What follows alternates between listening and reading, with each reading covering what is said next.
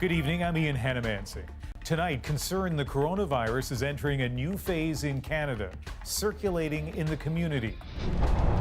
From mass transit to public gatherings. We need to start changing our approach. And why some doctors say if you're sick, don't go to the ER. Right now, I'm just waiting to hug him. That's all. A teen boy rescued after he was abducted, taken as collateral for a stepbrother's drug debt. The tragic consequences of domestic violence. And he never left her alone. No, never left her alone. And potential solutions. I think it kept me alive, yes I do. The circle of support that some say is saving lives. Canadian hockey's first Olympic champions might surprise you. And this was an underdog story that ended up being a momentous Canadian story. A new tribute for a history-making team. This is The National. In an epidemic, fear can easily outrun facts. A day after we learned of the first COVID-19 case in Canada with no direct link to travel, the fear is the virus is rampant everywhere in the community. The facts, say the experts, not here, not now. Health officials are acting as disease detectives, tracking cases of the virus, isolating those who have come in contact with it, hoping to head off a wider spread. The risk officials' stress remains low, though yesterday's case in BC of apparent community transmission is a sign the clock is ticking. For the most part, Canada is still dealing with individual cases or small clusters linked to travel from outside the country. And yet, Vicodopia has the story of one case in Ontario that shows how challenging containment can be. After returning from Las Vegas for 3 days this week, the man took the transit with rush hour crowds to and from work until he showed up at a Toronto hospital on Wednesday. The individual identified that they had the onset of cough, a mild cough, and that's the primary symptom. The man, who's in his 40s, is now recovering at home. Health officials say the risk to passengers is low, but they're now tracing who the man might have had contact with. Where he picked up the coronavirus isn't clear. Las Vegas doesn't have a known outbreak. Officials predict it's only a matter of time until the virus will be passed on locally. Should we find ourselves in a circumstance where we're seeing there's local transmission, we need to start changing our approach then. The TTC is already doing that, disinfecting vehicles more frequently. As for passengers, I'm not very concerned. It's sad for those who are getting affected by it, but I don't think we need to do a world panic. And every time, even when traveling home, you're wondering, if the person sitting close to me is infected. Security guard had it, and yeah, that was whack, but he handled it properly. He went, isolated himself and all that. If Toronto continues to see unexplained cases, it could change the definition of who's at risk and who should be tested or even retested.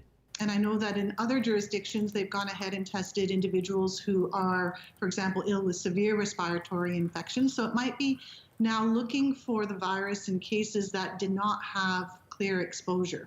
Dr. Mubaraka is among the scientists tapping into $27 million in new federal research money to study how long this coronavirus survives in the air and on surfaces, a key unknown for officials trying to prevent more transmissions. Vicodopia, CBC News, Toronto. BC is home to Canada's first apparent case of so-called community transmission. But as Greg Rasmussen explains, the province, like Ontario, remains focused on tracking and containing the virus. But it's not ruling out taking more extreme measures. Today, BC unveiled its plan to fight the outbreak. It's a very challenging virus to be able to contain, and we've seen that globally. So far, the province has 21 confirmed cases, including one patient in intensive care. One case in particular is troubling because so far it can't be traced back to any of the earlier infections. It has officials scrambling, tracking the woman's history, looking for the source. And that investigation is obviously one that we're watching very carefully, and there's been a lot of detailed disease detective work being done in the last 24 hours. Across the border in Washington state, 3 new deaths were confirmed, bringing the total to 14. After a staff member tested positive, this university told its 46,000 students and staff to stay home. Classes and exams will now be done remotely. So many people are staying home in Seattle, commute times have been cut in half. In Vancouver, some things are going ahead as 70,000 fans and players from 16 countries converge on BC Place Stadium for the World Rugby Sevens. This ticket reseller says some people are staying away. It looks like the local numbers are coming. We have no issues there. It's just that a lot of international groups have canceled. A growing number of events are being put on hold, including a large hospital fundraiser. We're getting increasing feedback from both guests and volunteers about their concern. The BC government says it's preparing for things to get worse, setting up a new task force. We live in an interdependent world, as all of you know, and there are aspects of this that we simply do not and cannot control, and that's why we have to be prepared. If and only if things get considerably worse, the government could invoke its powers to restrict travel, ensure there's food on store shelves, and reallocate healthcare resources. Greg Rasmussen, CBC News, Vancouver. So what should you do if you think you're infected with COVID-19? Your first impulse might be to rush to the nearest emergency ward. David Common shows us why some doctors say that's a bad idea. In extreme cases, those with COVID-19 would end up like this. But unless you're this sick, many physicians don't want you anywhere near a hospital. Because COVID-19 sparks fear of I'm going to die or this is something really serious, they become alarmed and they want to be reassured, and so they show up at our department. Problem with that is that they put others at risk. Emergency doctor Lori Mazurek even started a petition urging authorities to set up off-site testing. I think there's 1,444, which I suppose is not bad for less than 3 days, but I think it would be amazing if Canada signed it and all the people of Canada said, hey, you know what, we want to protect these people. Something she believes should already be in place now, so those with mild symptoms are kept away from those most vulnerable. There are limited efforts now to have the testing done elsewhere. Toronto's Michael Guerin Hospital is setting up a dedicated clinic. If they're worried just about COVID-19 and they just need to get screened, we're working with our family health team and community partners across the street to go and get tested. So it's an off-site location. That's the idea. Testing can happen there. That's right. The new facility, set to test up to 150 people a day, is the only one announced so far in Ontario. The province says planning for more could be in place for next week. This hospital believes the timing is right. There has been very limited number of cases in Ontario right now, so to have built these a month ago wouldn't have made sense in terms of the need in the community. As we start to see the number of cases increase in Ontario, we want to really be prepared in case there is further growth. So why not just have a family physician conduct this test? Well, in part because the test involves putting a Q-tip all the way up your nose, and that can prompt some people to cough. If they are infected, that could be a problem to the person administering the test, who now likely needs to wear not just a mask, but a face shield, something many family physicians just don't have on hand. David Common, CBC News, Toronto. If you start having those flu-like symptoms of COVID-19, Health Canada says to isolate yourself right away. Then you should call a healthcare professional or the public health authority where you live. Now, in most provinces, dialing 811 does the trick, but Manitoba, Ontario, and Nunavut have other toll-free numbers. Before you go to a doctor or clinic, call ahead and ask for instructions. It's always nice to get information from infectious disease specialists like Dr. Srinivas Murthy. He's a co-chair of the World Health Organization's Clinical Research Committee for this new virus. You're a doctor as well, of course, at Children's Hospital here in Vancouver. And Dr. Murthy, let's start with this. The risk of transmission in Canada remains low. What does that mean? That's correct. What it means is that when you go out to school or to your place of work, your risk of getting this disease is low. There have been community-level transmissions reported, but they are isolated. Just one reported thus far in Canada. You know, I think that might come as a surprise to some people, that low risk, because we had, as you say, a transmission within the community here in British Columbia. 2.5 hours away in Seattle, Washington, they're dealing with an outbreak. How can it be that the risk of transmission is still low in this country? I think a few things. I think first, our ability to test in Canada is excellent. And so if you have symptoms and if you have concerns, you will be tested at most hospitals in Canada. Second, our institutional experience with outbreaks from our experience with SARS has led to a lot of preparedness work being in place. And third, everyone feels comfortable going to their doctor without having to worry about paying anything. And so I think familiarity with the health system has led to a sort of an engaged public health infrastructure. I think that a lot of people may be concerned that the virus is lurking out there in Canada and that maybe in a matter of days or weeks we'll see a huge jump in the number of cases. What's your view on that? That's definitely possible, hopefully not, and we will see how these next days and weeks go. I think Canadians should feel confident in the people who are monitoring their health and their hospitals to be ready for this. All right, Dr. Murthy, thank you very much. Tonight, at least 230 Canadians must be wishing they had made different travel plans. They're among the 3,500 passengers forced to stay on a cruise ship off the California coast because a former passenger died from COVID-19. Erin Collins is in San Francisco with today's discouraging development. It's not a cruise anyone would sign up for. Stuck at sea for an anxious wait, followed by medical tests with bad results. Among those tested, 46 persons were swabbed. 21 of those on the ship tested positive for the coronavirus. Paratroopers dropped off the test kits yesterday. This ship singled out after it emerged that California's first COVID-19 fatality had been a passenger in February. And today, fresh worries that a second former passenger may have died on land and that others are seriously ill. So the rush to find and test former passengers is happening across California. We are planning to contact all people who got off the ship who are residents of San Francisco, and we'll get back to those people to inform them that if they should consult with their healthcare provider. Back on that ship, the positive results mean their journey is far from over. It's kind of a little bit disturbing being out here in the open seas, just, barely pushing along. We're just going in circles. And not knowing how long we're going to be out here. But those answers should be coming soon. We have developed a plan which will be implemented this weekend to bring the ship into a non-commercial port. One major obstacle to that has been a shortage of testing kits and labs, something the U.S. president says is a thing of the past.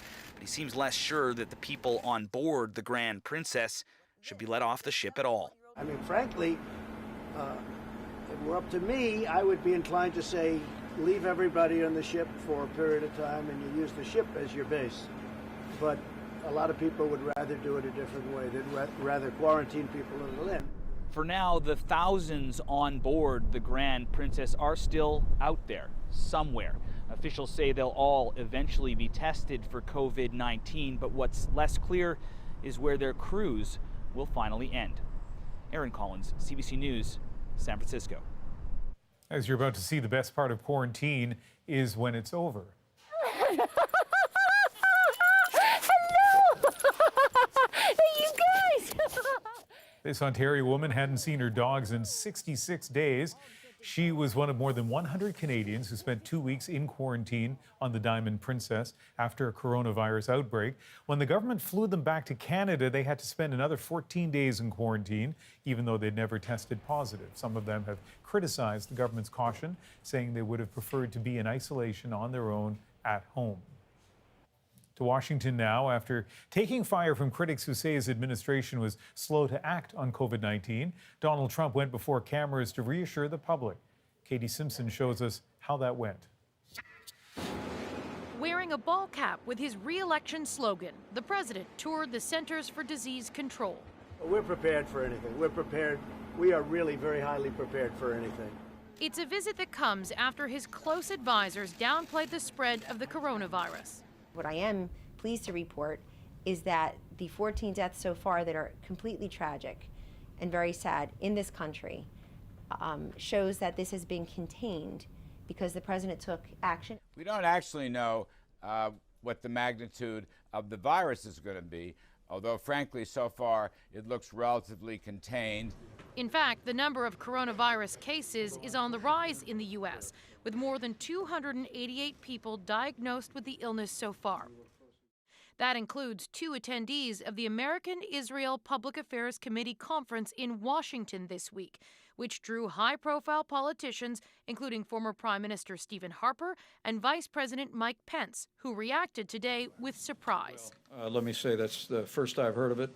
The head of the CDC, who stood beside the president, did not appear as confident about containment as officials from the White House. You know, I still believe containment and control is the goal. But that's going to be complemented strategically, but this nation should not give up on containment.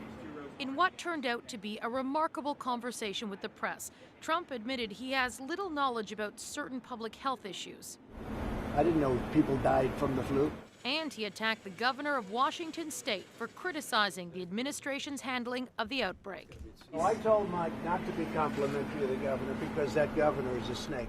The U.S. is ramping up production of coronavirus tests, aiming to have 4 million kits available by the end of next week. Katie Simpson, CBC News, Washington. And amid all this, yet another sudden White House staff shuffle. Acting Chief of Staff Mick Mulvaney is out, replaced by close Trump ally Mark Meadows. Trump announced this evening on Twitter Mulvaney will now become U.S. Special Envoy to Northern Ireland. Meadows announced last year that he would not seek re-election to Congress. He will be Trump's 4th Chief of Staff. Here in Canada, after a 2-day ordeal, a 14-year-old Toronto boy abducted on his way to school has been found safe. Police believe he was taken as an act of retribution for his stepbrother's drug debt. As Ali Chiasson explains, those who know the boy feared the worst. Right now, I'm just waiting to hug him. That's all. The boy's neighborhood is breathing a collective sigh of relief today. He was missing for almost 40 hours before his alleged abductors dropped him off at a barn in a rural area north of Toronto. Police found him traumatized, but alive. And my gosh, everybody was jumping. I was crying. Everybody was crying. It was rejoicing, just happy. He appeared to be disheveled at that time, was taken to a medical facility for a checkup. He's now safe with his mom and dad. Toronto Police Chief Mark Saunders says this is far from over. There are people out there that definitely know what went on. According to investigators, the boy was taken as collateral for his older stepbrother's drug debt. They allege he owes high-level cocaine traffickers $4 million and skipped town. I mean, normally organizations would go directly after the person they're looking for, and usually you stay away from children. Marcel Wilson speaks from experience. I'm a former gang member, gang leader. Back in the 90s, he was affiliated with a Toronto sect of the Bloods. He turned his life around now and advocates for safer streets. I just think this is a prime example of why not to get involved in this type of lifestyle. Did you think he was going to be found alive? No. We definitely, from my lived experience and things that I've lived through in the past, I was actually shocked because of the risks now of what he knows and what he saw. Chief Saunders says the boy will be protected. He probably will be the most watched young man in the city of Toronto right now, so you'd be more than a fool to try to apprehend him. Meanwhile, back at home, people are beyond relieved. Like, the relief is the first thing. Relief that he's safe, relief that he's back, relief that we don't have to have a funeral. Ali Chiasson, CBC News, Toronto. Ahead of International Women's Day, the Ontario government announced today $307 million to fight human trafficking. We're putting the traffickers on notice, and we're taking a decisive action to crack down on this heinous crime. Enough is enough. Of the $307 million announced today, $202 million is new money. The majority of it will go towards survivor supports. Another chunk will go towards law enforcement and a new public awareness campaign. Domestic violence has become a crisis in Canada, and this week, the National's taking a closer look at how to stop it. Tonight, the killing of Crystal Tracy. Okay, who is the person that won't leave? My ex. How the system failed her and the lessons to be learned. 2 years ago, this cancer patient was planning his funeral. Now he's planning to run across Lake Winnipeg. It's so inviting. Look at me, skate on me. Celebrating the Winnipeg Falcons, how a 1920 band of brothers brought home Olympic gold for Canada. We're back in 2.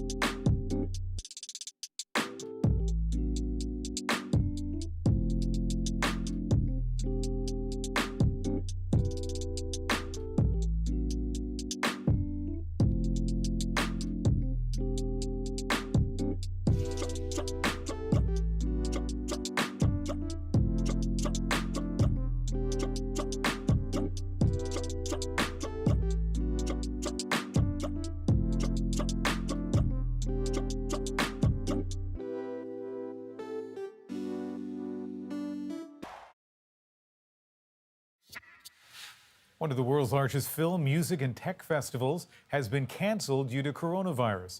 South by Southwest was supposed to get underway in Austin, Texas, 1 week from today. As Zuleka Nathu explains, it's just another hit for the entertainment industry.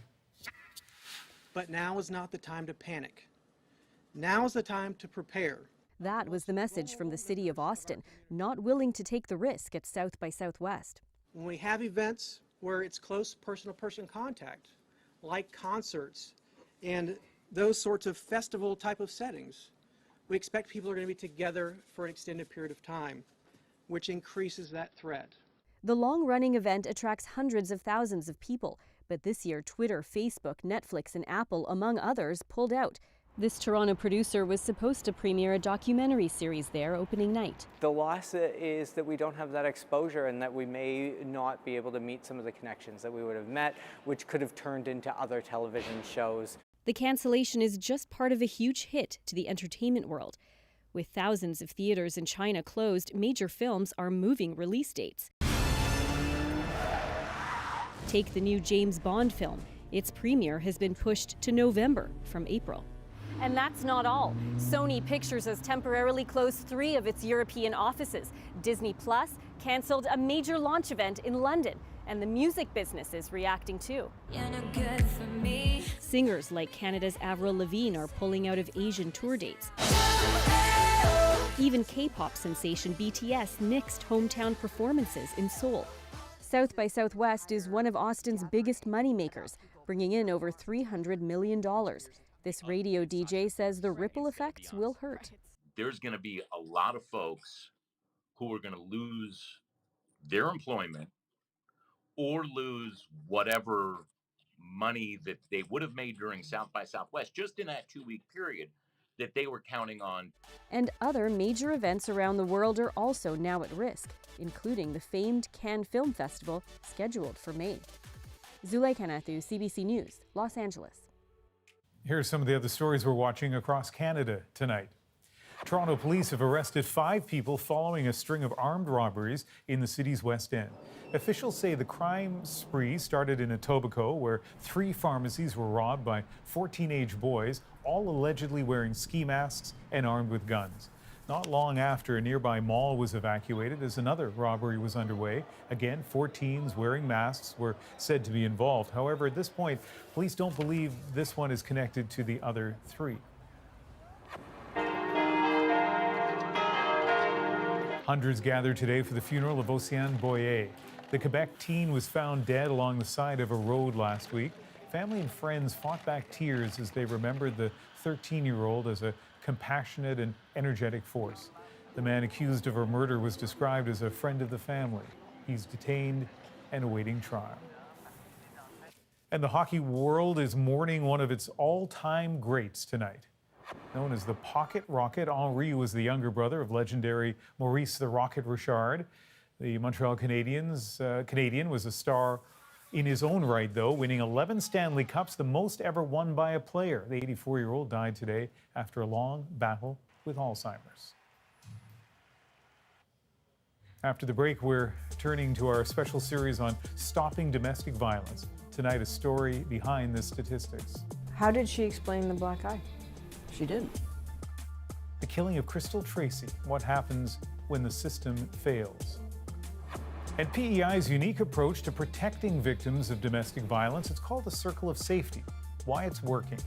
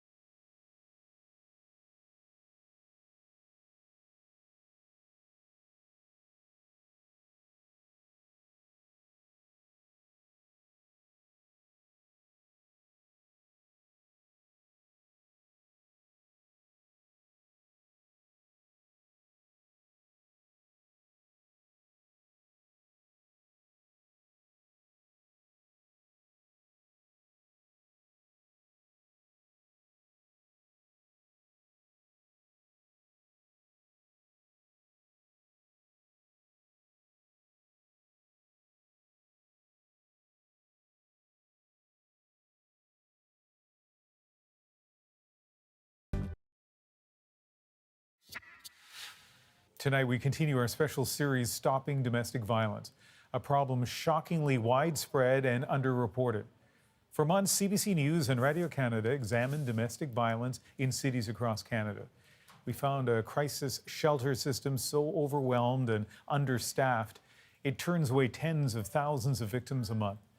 We also examined how police and government respond to the crisis, or try to, all with a special focus on intervention and prevention.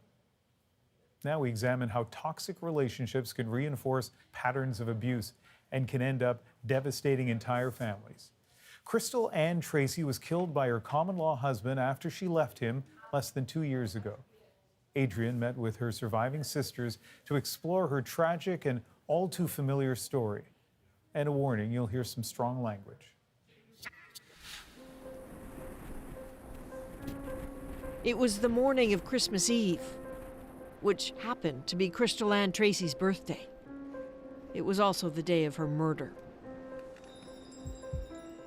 11 a.m., she's in the St. Stephen, New Brunswick apartment she's rented to get away from her abusive ex, Irving Hastie. He'd been her common-law spouse for more than 30 years, the father of her 3 kids.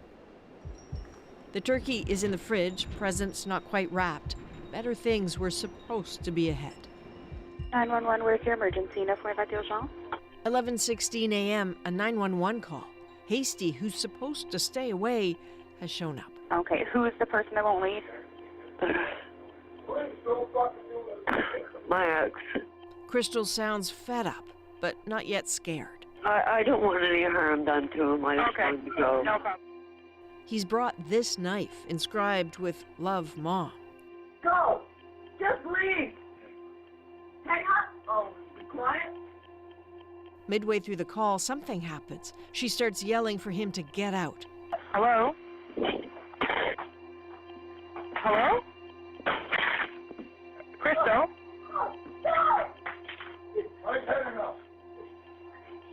Her sisters Valerie Tubbs and Marilyn Little seem to have almost memorized every horrible sound in that call and think they sense what she was thinking throughout.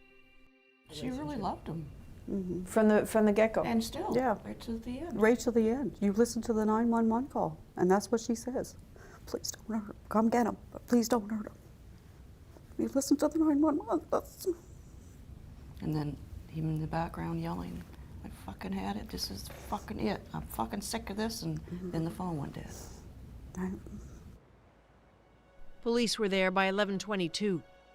Crystal was conscious but had been stabbed multiple times.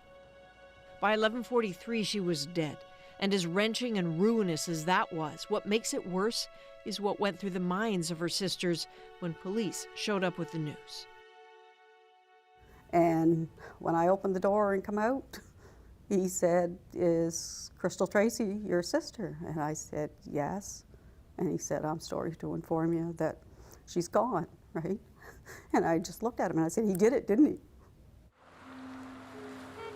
Crystal Ann Tracy's hometown of St. Stephen is a place where secrets don't stay secret for long. Barely 4,500 people live here on the shores of the St. Croix River. It was pretty common knowledge that she and Irving had been together since she was 17 and he was the serious older boyfriend here at her graduation. How on earth did it ever get to murder decades later? To hear her sisters describe it, if you didn't know what was happening behind closed doors, you'd never be able to tell their baby sister was in trouble. She was the one to jump in, and like I said, she always had a laugh. She always, right? She was just. A lot of times people didn't know because she always looked like that when she saw you. Yep. Yep. She always had a smile and a story and a. Not long after meeting, back in the 80s, Crystal and Irving moved into a trailer together. Almost right away, the sisters say, red flags. She just up there cleaning, and then she eventually had to look at me, and she had a great big black eye. And I just went, really? And then all I saw was just this head go by the window right fast. He comes barging in, because he didn't know who it was. Mm-hmm. So he figured it was that guy in there with her. So he was jealous right from day one. Jealous? Oh. How did she explain the black eye? She didn't. Life moved on. The couple stayed together and had 3 kids. It was hard. Crystal had problems with alcohol. So it seems did Irving. He had 2 charges of impaired driving. The first official intervention by authorities we could find is in 2009, one of at least 5 contacts to come over the years with the Department of Social Development for alleged domestic violence. Each time the case was closed without any action. Maybe. The sisters say they kept encouraging her to leave and saw Crystal almost hollowing out. She just looked like a, well, she didn't look like my sister anymore. No. She looked old and tired and she just wanted to give up, but she never did. Yeah. Yeah, she took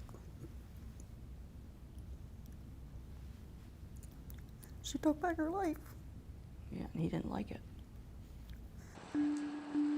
In the spring of 2018, 35 years after the relationship started, Crystal left. She got a ground-level bachelor apartment on the main street in town. You sound very proud of her for making that call. Yep. I was very proud of her for leaving finally. And I told her that, but I said, Crystal, I don't have a good feeling about this. I said, just watch yourself. Yep. Because and he never left her alone. No. Never left her alone. She did try, started keeping a diary, noting times she said Irving was following, watching, harassing her, showing up uninvited. Threatened to do himself in, she writes on July 28th. August 4th, I went into my apartment. He was at the window.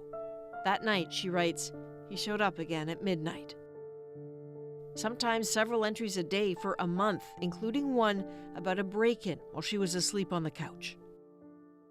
He tore the screen off and she woke up to him leaning down like this close, saying her name. And what did that moment change? That to me, he wasn't going to let her go. Yeah. If he couldn't have her, no one was going to have her. There will be women in Canada who recognize a pattern. In Ontario, where statistics are vigorously compiled for domestic homicides, there are key warning signs. 71% of perpetrators had a history of domestic violence. 46% showed signs of obsessive behavior, and there were previous threats to die by suicide in 44% of domestic homicide cases. Irving Hasty, according to Crystal's sisters, had done all these things and authorities knew it. Crystal writes in that diary about contacting the RCMP. The night he broke in, her sisters say she went to get a protective order to keep him away by law. Was the protective order a good thing or not a good thing? She didn't think it was a good thing because, like I said, the harassment, the calls. It's just a piece of paper. She wasn't stupid. She knew. Yeah. Did she regret it? Yes, she regretted. Leaving was important, but her sisters believe it didn't protect her. Statistically, it is the most dangerous moment in an abusive relationship. Of hundreds of intimate partner homicides in Ontario, reviewed from 2003 to 2017, 67% involved a couple with an actual or pending separation. To the claims of Crystal's sisters that there were decades of violence leading up to this, some close to Irving Hasty deny it. So does he in his pre-sentencing report. Ultimately, Irving was convicted of manslaughter, sentenced to 10 years. With time served, he'll be eligible for parole in less than 3. And then it was a final insult when I was told that he'll be out in 2 years and 7 months. And you took my sister's life. So, I mean, where's the justice, right? Of the more than 80 people in Canada killed by a partner or former partner in 2018, Crystal Ann Tracy, murdered on Christmas Eve, was not the last. Just as the horror of intimate partner violence goes on, it was only 3 days later that the final homicide of the year was recorded in Canada.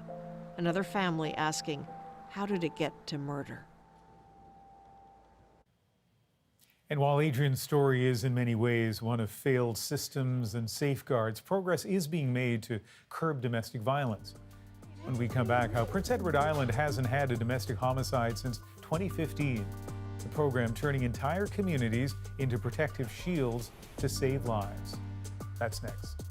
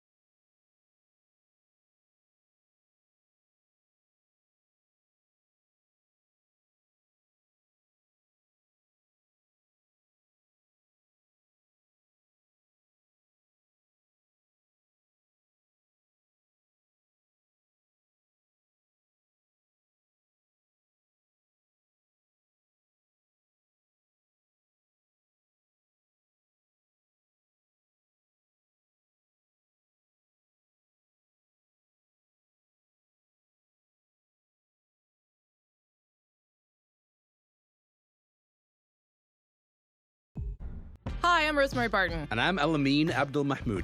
And we are the hosts of Party Lines. We will drop a new episode every Thursday, and we will talk about the biggest political stories of the week. So subscribe to Party Lines, available on CBC Listen or wherever you get your podcasts. Hi, it's me, Alessia Cara. Really excited to be hosting the Junos this year, Canada's biggest night in music, only on CBC and CBC Gem. This week, our series Stopping Domestic Violence has explored the challenges victims face even when they are able to get help, like access to a shelter. Now, some encouraging progress in Prince Edward Island. It hasn't seen a domestic homicide in half a decade. Sally Pitt explains how a bold provincial program could be part of the reason why. Hannah? Yes. Hi, I'm Kelly. Hi, nice to meet you.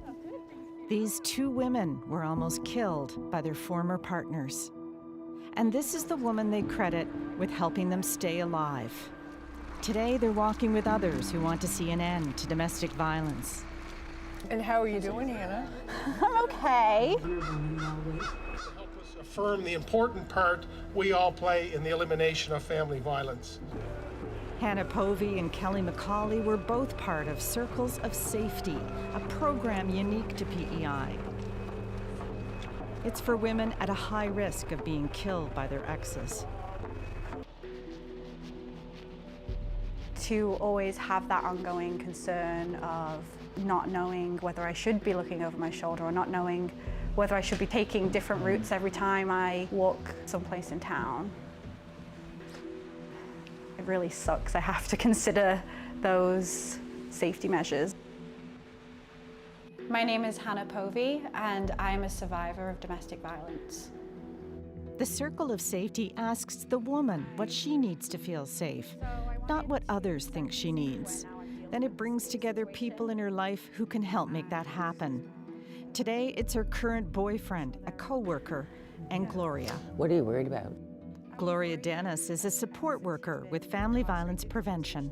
I'm worried that even with electronic monitoring, he may end up going to stores that he knows I frequent and trying to look for me. To outside eyes, her boyfriend Will seemed perfect, but at home he was a very different person. I was in trouble and I was in danger.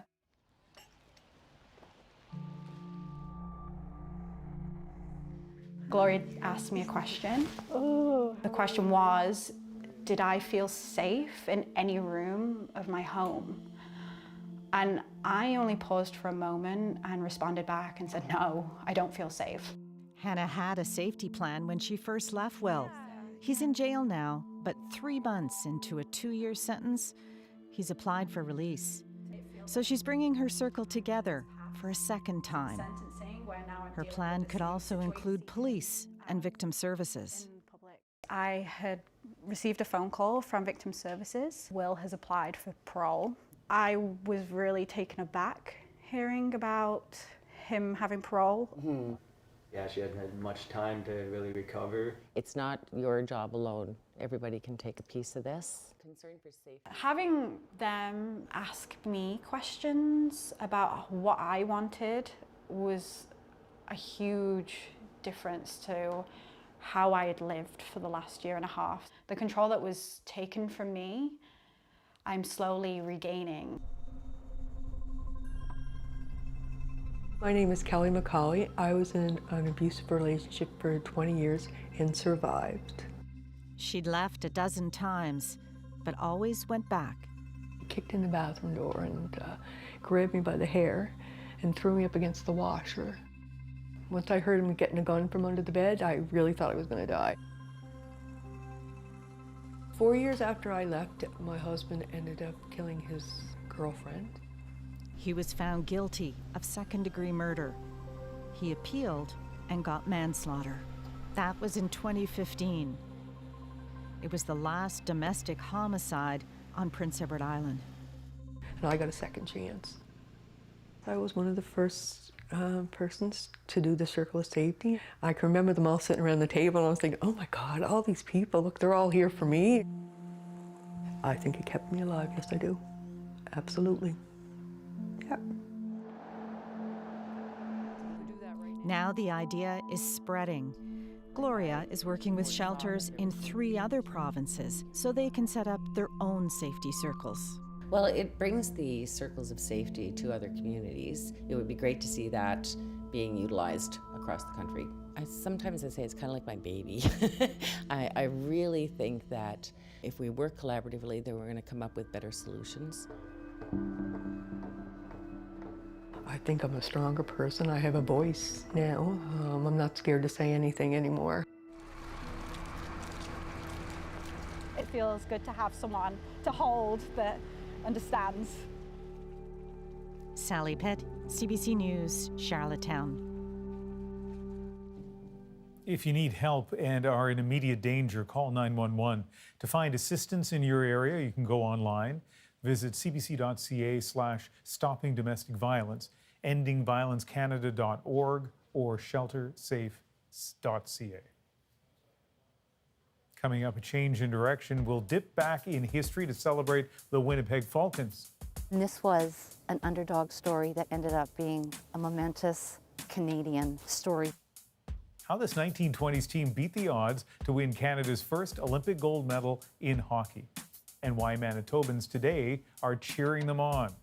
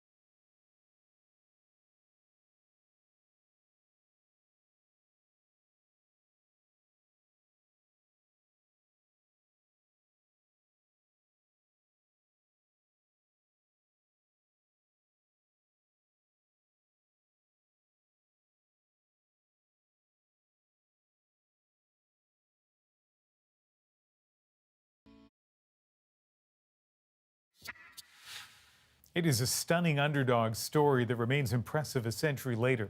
In 1920, the Winnipeg Falcons defied the odds and racism to become Canadian hockey's first ever Olympic champions, an accomplishment that will be honored this weekend on the ice of Lake Winnipeg. Cameron McIntosh takes us there. So this was the original team back in 1920. Looking back in time. So that was the full team right there. That was the full team right there. The 1920 Winnipeg Falcons, Canada's first Olympic hockey team, hockey's first Olympic champions. So this is your rink here, right? Yes. Kim Malchuk is obsessed with the history. It's so inviting. Look at me, skate on me. To mark the centennial, she's organizing a tribute pond hockey game here as part of Gimli's annual Icelandic-themed ice festival. What does this mean to the community? If you pick up the Interlake News telephone book, all these names that were the 8 men that went to play in 1920, those names are still here. Yeah. It's still woven in our culture. Discriminated against for their Icelandic heritage, the Falcons couldn't find a league that would accept them. Bunch of Icelandic boys, nobody wanted around. Until 1920. Just back from the First World War, they became unlikely Canadian amateur champions, then Olympic champions. And this was an underdog story that ended up being a momentous Canadian, world story. While it was the Winnipeg Falcons, most of the players either descended from or had strong ties here to Gimli. Now, 100 years on, it's the descendants of those players that have been keeping the Falcons story alive. That's him right there. Halder Slim Halderson was Steve Perkins' grandfather. That's the medal. What do people say when you show them this? They're amazed. It just fascinates me, this whole thing, and they swept through this tournament. He's dropping the puck Saturday. You know, the recognition that most of the Icelandic community felt that they never got. We did these. In replicas of the Falcons' original blue and green sweaters, 4 teams are hitting the ice for a few thousand festival goers. The adversity and the discrimination. I mean, it's such a great story to share. Bringing the past back to life in respect and celebration. Cameron McIntosh, CBC News, Gimli, Manitoba. Turns out Lake Winnipeg is going to see a lot of action this weekend. As if fighting cancer wasn't grueling enough, Chris Esfeld is planning a cool way to mark the end of his treatments. Our moment is next.